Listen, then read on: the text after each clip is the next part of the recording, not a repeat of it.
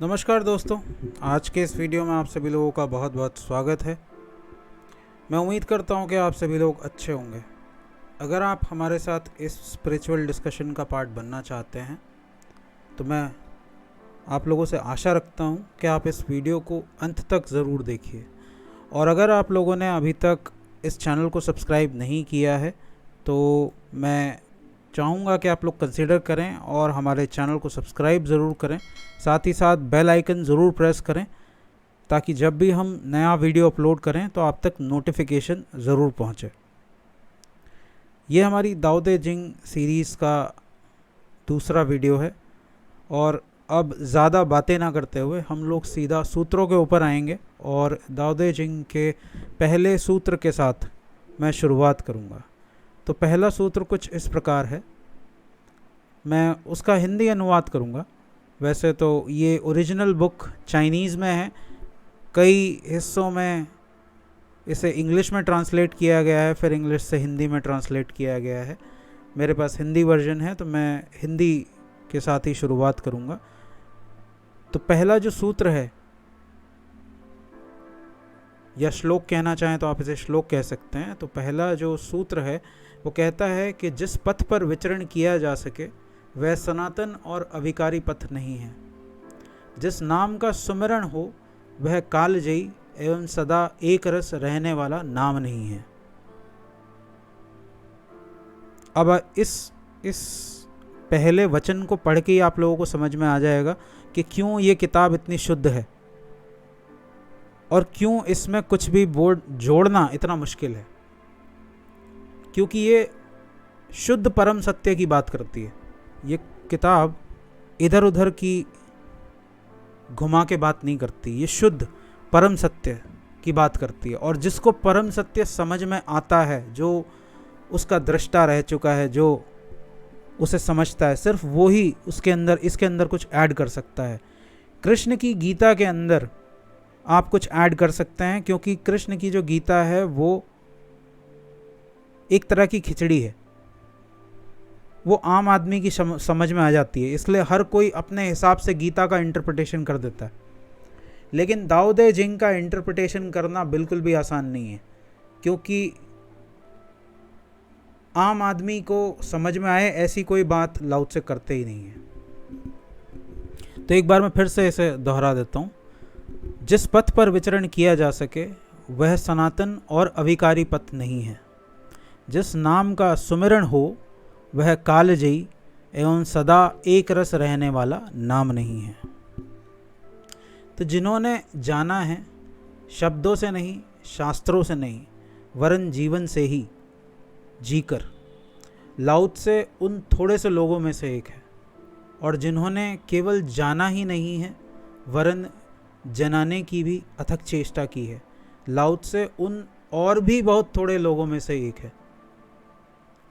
लेकिन जिन्होंने जाना है और जिन्होंने भी दूसरों को जनाने की कोशिश की है, उनका प्राथमिक अनुभव, पहला अनुभव यही है कि जो कहा जा सकता है वह सत्य नहीं है। जो वाणी का आकार ले सकता है, आकार लेते ही अपनी निराकार सत्ता को अनिवार्यतः खो देता है। जैसे कोई आकाश को चित्रित करे तो आकाश कभी भी चित्रित नहीं होगा। जो भी चित्र में बनेगा निश्चित ही वह आकाश नहीं है। आकाश तो वह है जो सबको घेरे हुए है। चित्र तो किसी को भी नहीं घेर पाएगा। चित्र तो स्वयं ही आकाश से घिरा हुआ है। तो चित्र में बना हुआ जैसा आकाश होगा, ऐसे ही शब्द से बना हुआ सत्य होगा। न तो चित्र में बना आकाश में पक्षी उड़ सकेंगे, न चित्र में बने आकाश में सूरज निकलेगा, न रात तारे दिखाई पड़ेंगे। चित्र का आकाश होगा मृत, मरा हुआ, कहने को ही आकाश होगा, नाम ही भर आकाश होगा। आकाश के होने की कोई संभावना चित्र में नहीं है। इस पुस्तक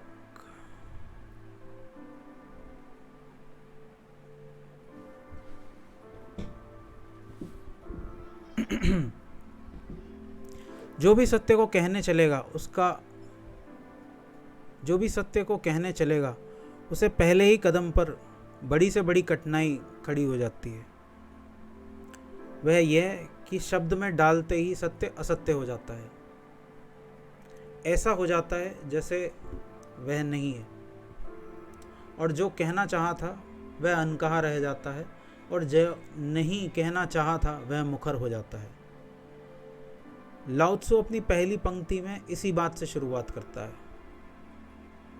ताओ बहुत अनूठा शब्द है, बहुत अनोखा शब्द है।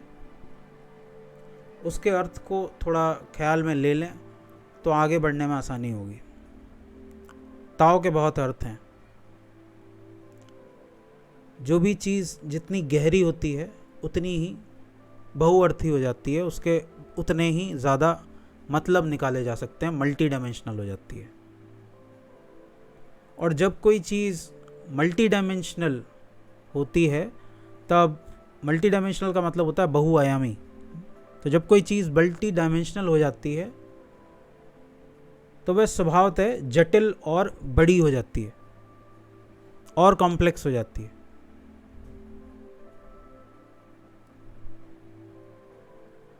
ताओ का एक तो अर्थ है पथ, मार्ग, द वे।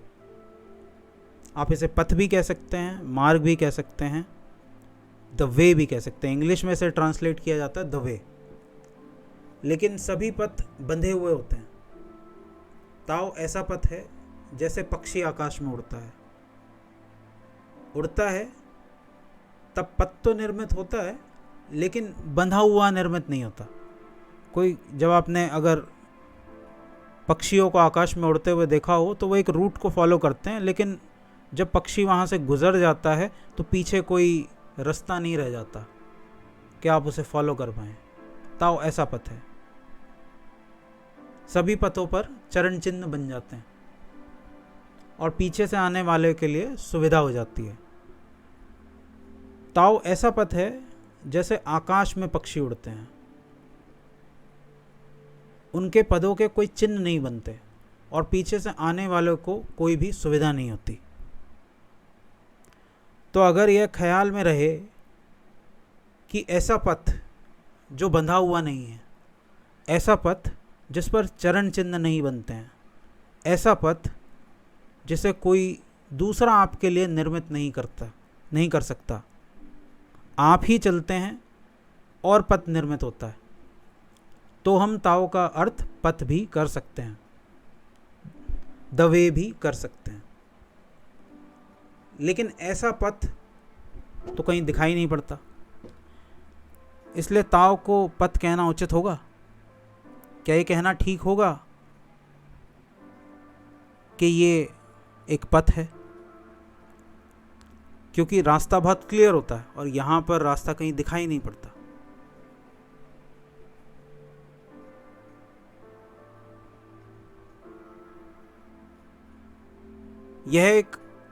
लेकिन यह एक आयाम ताओ का है, ये भी एक डायमेंशन है ताओ का।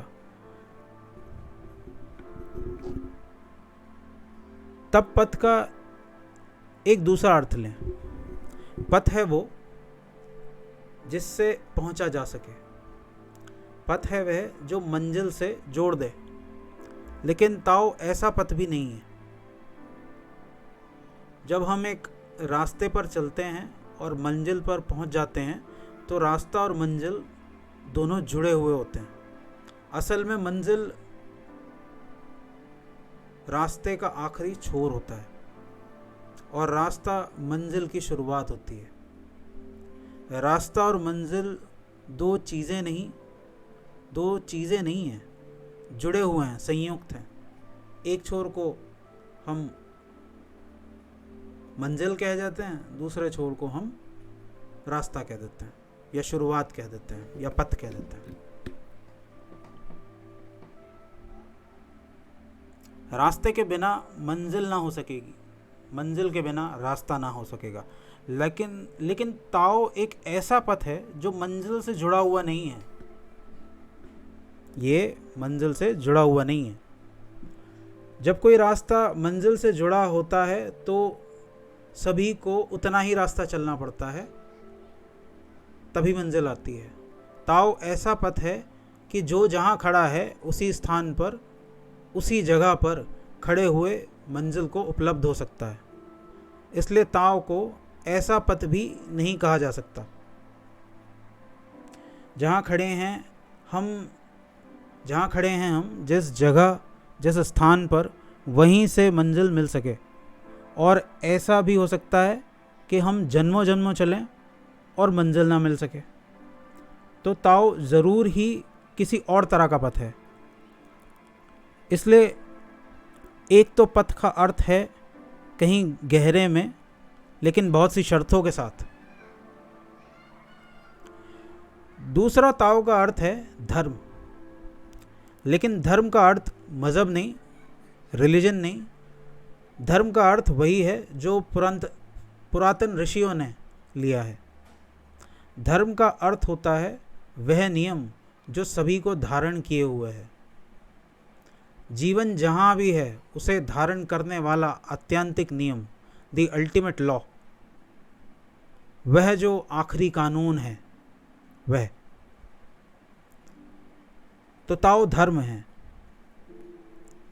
मज़हब के अर्थों में नहीं, इस्लाम और हिंदू और जैन और बौद्ध और सिख के अर्थों में नहीं। जीवन का परम नियम धर्म है, जीवन के शाश्वत नियम के अर्थों में। लेकिन सभी नियम सीमित होते हैं। ताओ ऐसा नियम है जिसकी कोई सीमा नहीं है। असल में सीमा होती है मृत्यु की, जीवन की कोई सीमा नहीं होती। मरी हुई वस्तुएं ही सीमित होती हैं, जीवित वस्तुएं सीमित नहीं होती, असीम होती हैं। जीवन का अर्थ ही है फैलाव की निरंतर क्षमता, द कैपेसिटी टू एक्सपैंड। एक बीज जीवित है अगर वह अंकुर हो सकता है, एक अंकुर जीवित है अगर वह वृक्ष हो सकता है, एक वृक्ष जीवित है अगर उसमें से अंकुर और बीज लग सकते हैं। जहाँ फैलाव की क्षमता रुक जाती है वहीं जीवन रुक जाता है। बच्चा इसलिए ज़्यादा जीवित है बूढ़े से, अभी फैलाव की क्षमता है बहुत। तो ताओ कोई सीमित अर्थों में नियम नहीं है, आदमी के बनाए हुए कानून और कानून नहीं है, आदमी का बनाया हुआ कोई कानून नहीं है जिसको कि डिफाइन किया जा सके, जिसकी परिभाषा तय की जा सके, जिसकी परिसीमा तय की जा सके। ताओ ऐसा नियम है जो अनंत विस्तार है। ताओ एक ऐसा नियम है जिसका अनंत विस्तार है, अनंत, असीम। और ये अनंत और असीम को छूने में समर्थ है। इसलिए सिर्फ धर्म कह देने से काम नहीं चलेगा। एक और शब्द है ऋषियों ने उपयोग किया है, वह शब्द और भी निकट है ताओ के। वह शब्द है ऋत, जिससे ऋतु बना है। वेद ऋत की चर्चा करते हैं, वह ताओ की चर्चा है। ऋत का अर्थ होता है, ऋतुओं से समझे तो आसानी हो जाएगी। ऋतुओं का अगर हम उदाहरण लें तो इससे आपको समझने में आसानी हो जाएगी। कैसे? गर्मी आती है, फिर वर्षा आ जाती है, फिर शीत आ जाती है, फिर गर्मी आ जाती है, फिर वर्षा आ जाती है और फिर शीत आ जाती है, और उसके बाद फिर से गर्मी आ जाती है। एक सर्कल चल रहा है, एक वर्तुल चल रहा है। वर्तुल घूमता चला जाता है। बचपन आता है, जवानी आती है, बुढ़ापा आ जाता है और मौत आ जाती है। एक वर्तुल है, वह घूमता चला जाता है। सुबह होती है, सांझ होती है, रात होती है, फिर सुबह हो जाती है। सूरज निकलता है, डूबता है, फिर उगता है। एक वर्तुल है। जीवन की एक गति है, वर्तुलाकार यानी सर्कुलर पैटर्न में जीवन की एक गति है। उसी गति को चलाने वाला जो नियामक तत्व है उसका नाम है ऋत। ध्यान रहे, ऋत में किसी ईश्वर की धारणा नहीं है। ऋत का अर्थ है नियामक तत्व, नियामक व्यक्ति नहीं, not person but principle, not the person but the principle. कोई व्यक्ति नहीं जो नियामक हो, कोई तत्व जो नियमन किए चला जाता है। ऐसा कहना भी ठीक नहीं है कि नियमन किए चला जाता है, क्योंकि इससे व्यक्ति का भाव पैदा होता है। नहीं, जिससे नियमन होता है, जिससे नियम निकलते हैं। ऐसा नहीं कि वह नियम देता है और व्यवस्था जुटाता है, नहीं, बस उससे नियम पैदा होते रहते हैं, जैसे बीज से अंकुर निकलता रहता है, ऐसा ऋत से ऋतुएं निकलती रहती हैं। तो ताओ का गहनतम अर्थ वह भी है, ताओ का एक डीपर मीनिंग वो भी है। लेकिन फिर भी ये कोई भी शब्द ताओ को ठीक से प्रकट नहीं करते, क्योंकि जो जो इनको अर्थ दिए जा सकते हैं, ताओ उससे फिर भी बड़ा है और कुछ ना कुछ पीछे छूट जाता है। शब्दों की जो बड़ी से बड़ी कठिनाई है वह यह है कि सभी शब्द द्वैत से निर्मित हैं, डुअलिटी से निर्मित हैं। अगर हम कहें रात तो दिन पीछे छूट जाता है, अगर हम कहें प्रकाश तो अंधेरा पीछे छूट जाता है, अगर हम कहें जीवन तो मृत्यु पीछे छूट जाती है। हम कुछ भी कहें, कुछ सदा पीछे छूट जाता है। और जीवन ऐसा है संयुक्त, इकट्ठा। वहाँ रात और दिन अलग नहीं है, वहाँ जन्म और मृत्यु अलग नहीं है, और वहाँ बच्चा और बूढ़ा दो नहीं है, और वहाँ सर्दी और गर्मी भी दो नहीं है, और वहाँ सुबह सूरज का उगना, सांझ का डूबना भी है। जीवन कुछ ऐसा है कि संयुक्त, इकट्ठा। लेकिन जब भी हम शब्द में बोलते हैं तो कुछ छूट जाता है। कहें दिन तो रात छूट जाती है, और जीवन में रात भी है। तो अगर हम कहें कि कोई भी एक शब्द, यह है ताओ, यह है मार्ग, ये है धर्म, या ये है रित, बस हमारे कहते ही कुछ पीछे छूट जाता है। समझ लें कि हम कहते हैं नियम, नियम कहते ही अराजकता पीछे छूट जाती है, लेकिन जीवन में वो भी है। अराजकता कहते हैं अनार्की को। नियम कहते ही वह जो एनार्किक, वह जो अराजक तत्व है, वह पीछे छूट जाता है। लेकिन जीवन में ये दोनों एक साथ हैं। नीत्शे ने कहीं लिखा है कि जिस दिन अराजकता ना होगी, उस दिन नए तारे कैसे निर्मित होंगे। जिस दिन अराजकता ना होगी, उस दिन नया सृजन कैसे होगा, क्योंकि सृष्टि तो जन्मती है अराजकता से।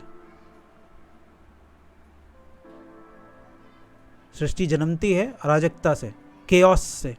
Out of chaos is creation. अगर केओस अगर केओस ना हो, अराजकता ना होगी, तो सृष्टि का जन्म ही नहीं होगा। और अगर सृष्टि अकेली हो तो फिर समाप्त ना होगी, क्योंकि उसे समाप्त होने के लिए अराजकता में डूब जाना पड़ेगा। तो जब हम कहते हैं नियम, प्रिंसिपल, तब अराजकता पीछे छूट जाती है। वह भी जीवन में है। उसे छोड़ने का उपाय जीवन के पास नहीं है, शब्दों के पास है। शब्दों में तोड़ सकते हो, लेकिन जीवन में ये दोनों हैं, इकट्ठे हैं, एक साथ हैं। इसलिए हम कहते हैं रित, तो भी कुछ पीछे छूट जाता है। वह अराजक तत्व पीछे छूट जाता है जो घटता है और फिर भी नियम के भीतर नहीं घटता। इस जीवन में सभी कुछ नियम से नहीं घटता, नहीं तो जीवन दो कौड़ी का हो जाएगा। इस जीवन में कुछ है जो नियम छोड़ के भी घटता है। सच तो यह है इस जीवन में जो भी महत्वपूर्ण है वह नियम छोड़कर घटता है, और जो भी गैर महत्वपूर्ण है, अनइम्पॉर्टेंट है, जो भी गैर महत्वपूर्ण है वह नियम से घटता है। इस जीवन में जो भी गहरी अनुभूतियां हैं वो किसी नियम से नहीं आती, अकारण अनायास ऐसे ही दस्तक दे देती हैं। जिस दिन किसी के जीवन में प्रभु का आना होता है उस दिन वह यह नहीं कह पाता कि मैंने यह किया था, मैंने ये किया इसलिए तुम्हें पाया। उस दिन वह यही कह पाता है कि कैसी तुम्हारी दया, कैसी तुम्हारी अनुकंपा, मैंने कुछ भी ना किया था, ये जो भी किया था अब मैं जानता हूँ उसे तुम्हें पाने से कोई भी संबंध ना था। तुम्हारा आगमन कैसा, ये तुम आ कैसे गए, न मैंने तुम्हें मांगा था, न मैंने तुम्हें चाहा था, न मैंने तुम्हें कभी खोजा था, या मांगा भी था तो कुछ गलत मांगा था, और खोजा भी था तो वहाँ नहीं जहाँ तुम नहीं थे, और चाहा भी था तो भी माना न था कि तुम मिल जाओगे। और यह तुम्हारा आगमन, और जब प्रभु का आगमन होता है किसी के जीवन में तो उसका किया हुआ कुछ भी तो संबंध नहीं बना पाता, बस अनायास ही हो जाता है। जैसे ईश्वर ने तुम्हें एक वरदान दे दिया हो, ईश्वर ने तुम्हें एक तोहफा दे दिया हो, जब ईश्वर उसे तुम्हें देना चाहेगा वो तुम्हें तभी मिलेगा। अगर ईश्वर ना देना चाहे तो कोई पाने का कोई तरीका नहीं है। उसी तरह इस जीवन में भी सभी कुछ नियम होता तो हम कह सकते थे ताओ का अर्थ रित है, लेकिन इस जीवन में वह जो नियम के बाहर रोज घटता है, हर घड़ी पहर, अनायास भी अकारण भी, वह मौजूद हो जाता है।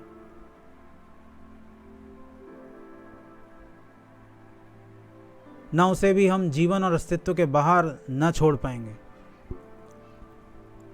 इसलिए अब हम ताओ को क्या कहें, अजीब मुसीबत है कि इस ताओ को कहें तो कहें क्या।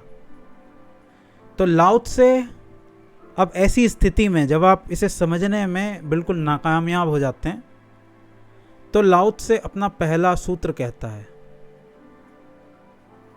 उस सूत्र में वह कहता है जिस पथ पर विचरण किया जा सके वह सनातन अविकारी पथ नहीं है। फिलहाल इस चर्चा को मैं यहीं पर रोकता हूँ। अगले वीडियो के अंदर जब हम मिलेंगे तब हम इस चर्चा को आगे बढ़ाएंगे। तब तक के लिए अगर आप लोगों ने हमारे चैनल को सब्सक्राइब नहीं किया है तो चैनल को सब्सक्राइब ज़रूर कर लीजिए, और वीडियो को अगर लाइक नहीं किया है तो वीडियो को लाइक दीजिए अगर आपको कंटेंट पसंद आता है, क्योंकि इससे वीडियो की रीच बढ़ती है और लोगों को भी इससे मदद मिलती है। और बेल आइकन ज़रूर प्रेस कीजिए ताकि अगर हम वीडियो अपलोड करें तो आप तक नोटिफिकेशन ज़रूर पहुंचे। मैं चलता हूं, मैं मिलूंगा आप लोगों से अगले वीडियो में। तब तक के लिए thank you so much for watching and I will see you next time. Bye bye.